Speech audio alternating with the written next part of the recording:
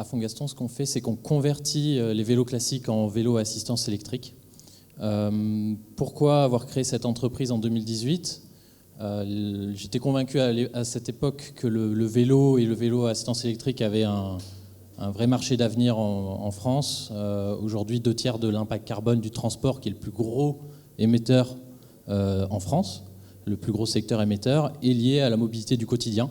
Et la mobilité du quotidien, aujourd'hui, est principalement faite en voiture.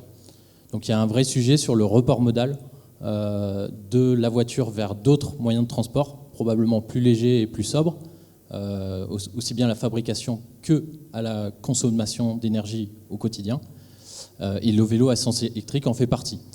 Nous, aujourd'hui, notre conviction, c'est de proposer des vélos à assistance électrique qui soient utilisés pour du transport de personnes et de marchandises autant que possible.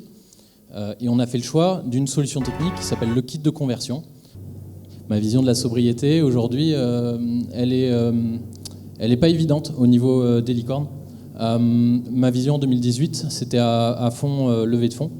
Et aujourd'hui, je dirais qu'elle est plus mitigée. Ce que je pense qu'il est important de mesurer, c'est la pollution. En fait, globalement, c'est la multiplication de la sobriété par l'efficacité. La sobriété, c'est la réduction de l'usage.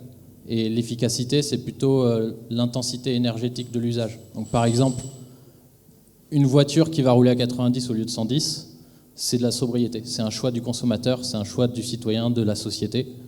Une voiture qui va consommer 1 litre au 100 au lieu de 5 litres au 100, ça, c'est de l'efficacité. Donc, je pense que le sujet des licornes, et en tout cas des entreprises, c'est plus le sujet de l'efficacité que de la sobriété. Parce que sinon, une licorne sobre prendrait la décroissance. Donc après, il faudrait se dire comment une entreprise prenant la décroissance pourrait être valorisée à 1 milliard. Donc là, on rentre un peu dans une contradiction. Aujourd'hui, on préfère d'abord s'assurer que ce que l'on fait est positif avant de passer à l'échelle. Parce qu'aujourd'hui, ce qu'on pense, c'est que les problèmes sont venus du productivisme et de la mise à l'échelle depuis l'ère industrielle. Et donc, je pense qu'il faut rester humble dans tout ça. Traiter le mal par le mal, entre guillemets, c'est pas forcément évident. On voit en tout cas, par exemple, en Chine, quand il y a eu des centaines d'entreprises de vélos en libre partage, les cimetières à vélo, enfin, c'est ça l'envers du décor d'une licorne sobre qui rate et qui s'écroule. C'est énormément d'impact écologique. Donc aujourd'hui, je dirais que c'est plus par précaution qu'on se reconnaît plus dans un modèle de TPE-PME avec une bonne croissance, une croissance autant que possible par nos clients, par des partenaires bancaires.